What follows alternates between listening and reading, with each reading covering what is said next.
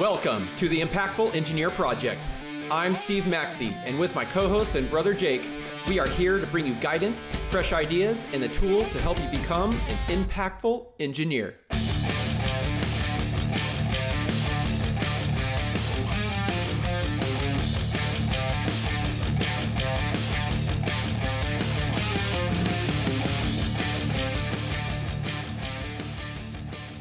Welcome to the Impactful Engineer. Our mission is to give you the blueprint for career excellence, not just the textbook answers.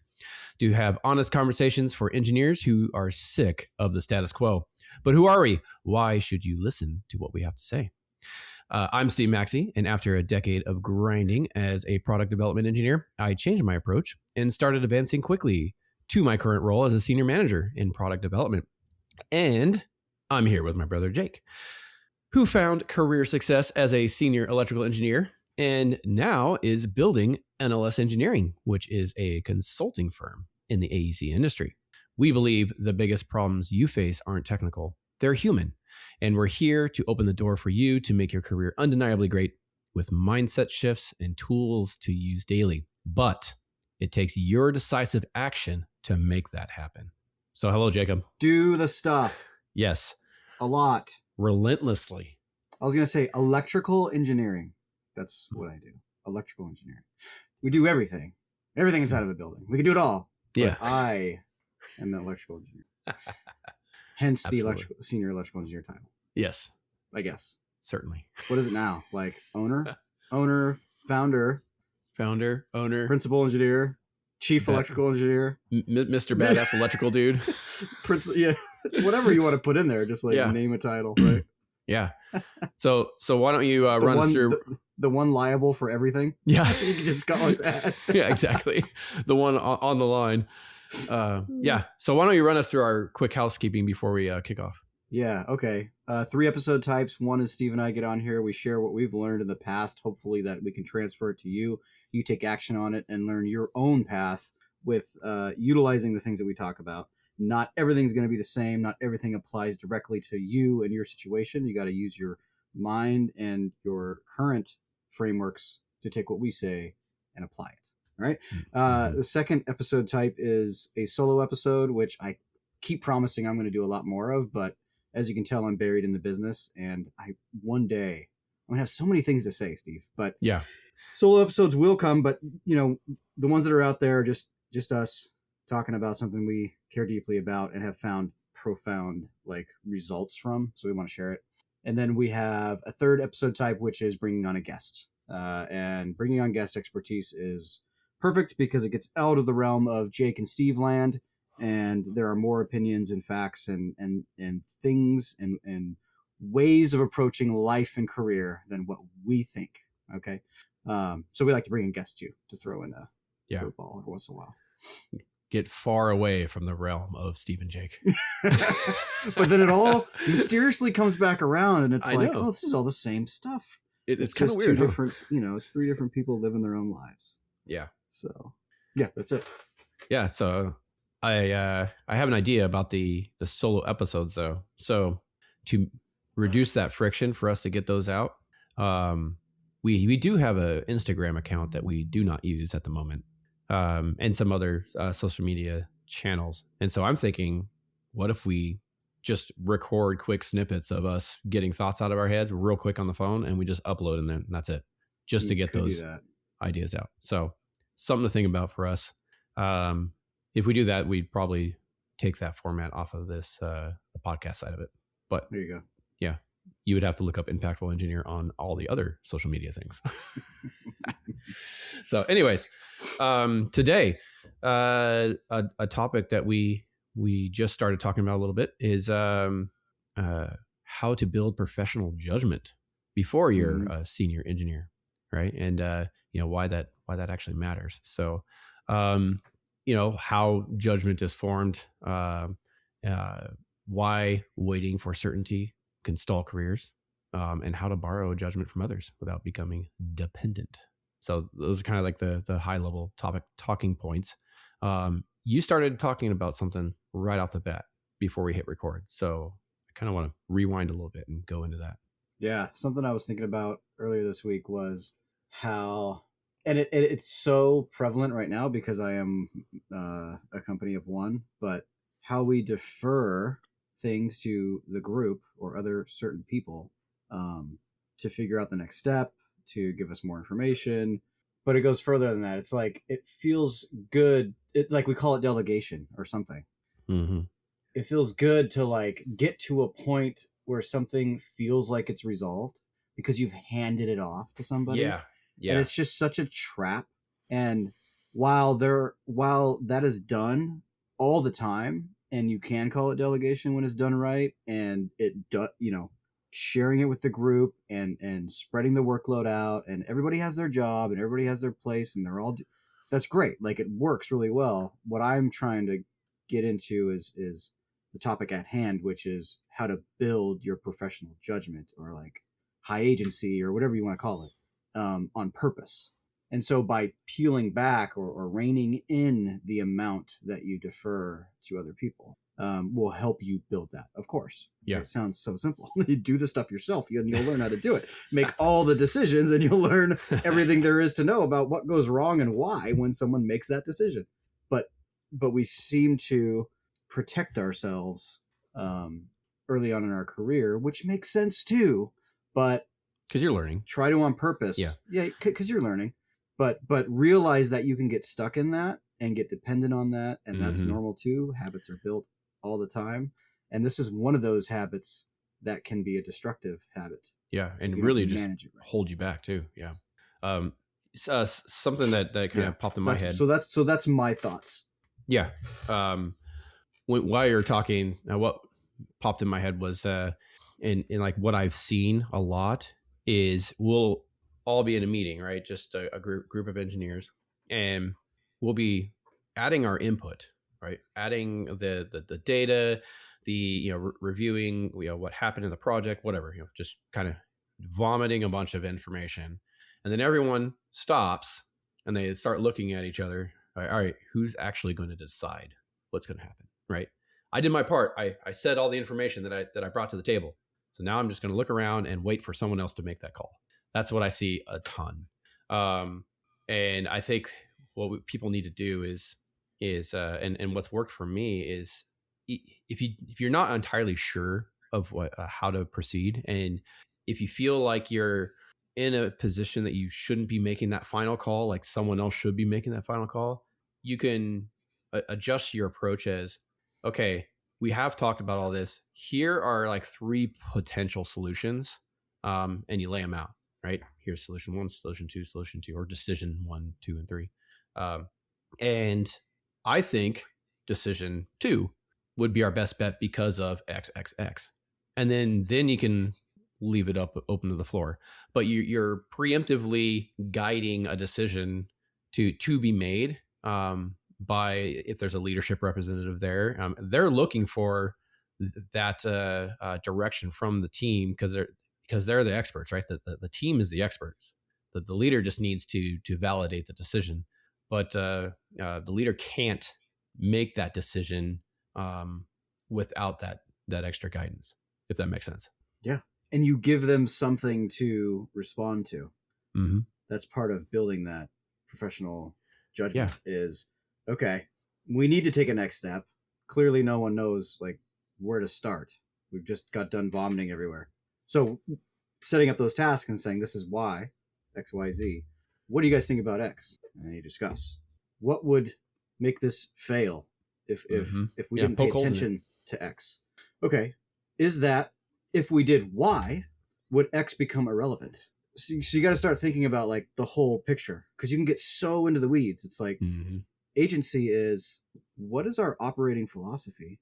What if we just did one of these things that we're talking about, and it made every other discussion totally irrelevant? Because if we did this one thing really great, that's the solution, and that's going to hit all the markers we want, right? It's going to get on shelves. It's going to operate correctly. It's going to sell. Like, we're going to, then do all the other little things that we're talking about matter.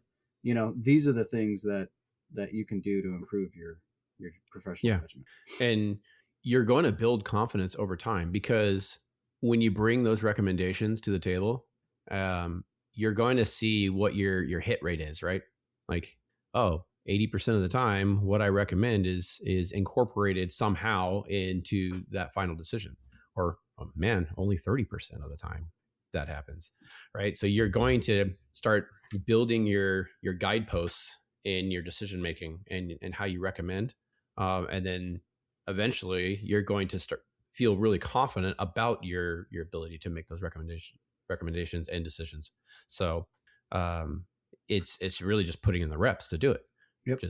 Just keep adding that input, keep recommending paths, and poking holes in your own paths as well, right? As you mentioned, shows everyone else that you're not interested in being right. Like we've talked about this before. Yep. You're interested in finding the right thing. Yep. We're interested in finding the solution. Yeah.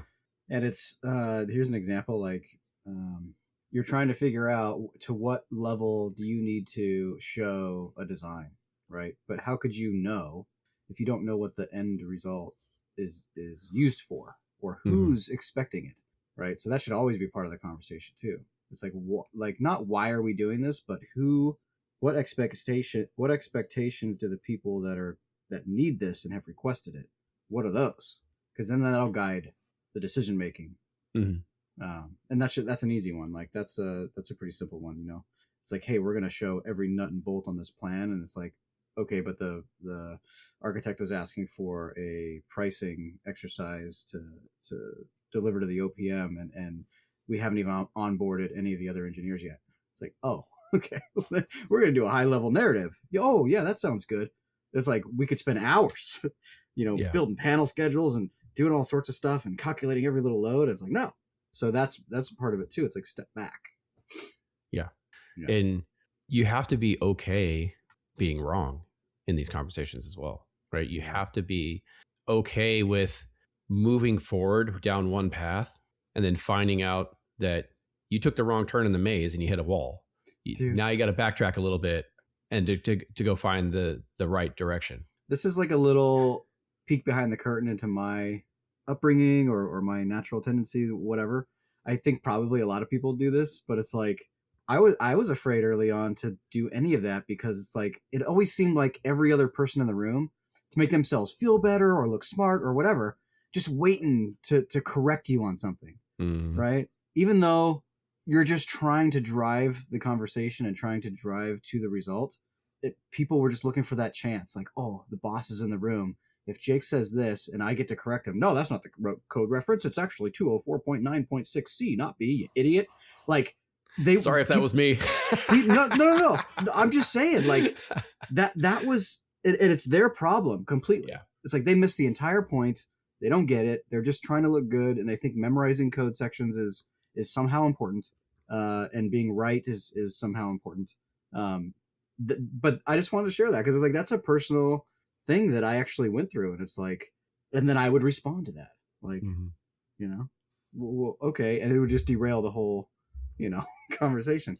So it's like you're gonna run into things like that too, I think, unless everybody out there is hearing me and going, well, you're just a baby, Like I don't know. I used to get all like up in arms about that. I'm like, dude, that doesn't matter. Like, but you just run through that stuff and let it go. It's like. And I would just be like, okay, does the actual section number matter? Are we delivering a polished report and it's stamped and or are we just having a discussion? Yeah. Oh, and then, but you got to like I feel like, at least I would retreat a little bit and go, all right, if you're going to say stupid shit like that, then I don't even care. I'm not even going to contribute to this conversation. So there's just, get over it and contribute. Keep contributing. Yeah. Yes. Yeah. I see that a lot too. A lot of people will get shot down. Yeah. Yeah. And then they just close up, right?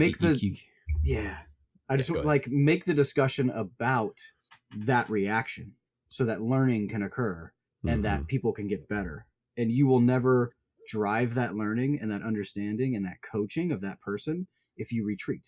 Yeah. And if everybody else retreats. So it's up to you. Yeah. And if you get shut down like really quick by someone else, don't get defensive and either just completely close up and just shut up, or fight back. Like, try to understand where they're coming from, right? Just say, oh, that's interesting. I haven't heard of that perspective before. Can you kind of elaborate a little bit? Like where's that coming from? And you might learn something. Right. For better or worse, right? I mean, you're going to learn why they had that perspective to shut you down, like in whatever input you were given in. So, yeah, I've I've just learned and have a huge perception, I guess, over my lifetime that it's more about people and their emotions getting in their way than it is really about knowing what to do. yeah. Like people know what to do. It's just one little thing will set them off and then derail the whole thing, and then they're like, I might as well not try next time because it'll be the same. Like, I don't know. Yeah. Maybe that resonates with somebody. Resonates with me, Mr. Jake. What were we talking about? Professional. No, I mean, yeah. Yeah. How to borrow judgment from others without becoming dependent. Yeah, that's cool. I loved doing that. That's how I learn. Mm-hmm. Yep. And that's why I love that AI has gotten to the intelligence level that it has, because I can borrow judgment. Yeah. Throw ideas, right? Here's what I'm thinking. It's like having that 30-year electrical professional engineer that's seen some shit right next to me. And I'm like, I could share ideas. I can go, okay, what's your viewpoint on this? I think this. And I'll argue with it just on purpose so that I learn more, because it's wrong a lot. Oh, yeah. I'm like, no, dude, you clearly, there's something, like, I've learned to ask it, what did you use to come to this conclusion? If you used references, tell me what they are. Where'd you look? You know, what's going on? And a lot of the time they're looking at the wrong shit. I'm like, dude. Yeah, they're looking at Reddit. and then it goes, well, like, not even that. It's like you can find good information anywhere, but they're looking at the wrong context. Or yeah. I'm like, dude, you're like, what are you doing? You're way off in La La Land. And they're like, oh yeah, that's a good point. I agree. You know, then they bring it up and it's like, yeah, now you have the right references. So, but just doing that, there's a lot of pitfalls in all this, but just doing that reinforces my knowledge, to where, like, I find myself in meetings, in networking events, talking, you know, in client meetings and projects. And I'm just like, I just argued with chat yesterday, like for an hour on this. I know this stuff good. And it's just another way of learning for me. Yeah. And that's the best way that I learn. So it just so happens to be like very powerful for me.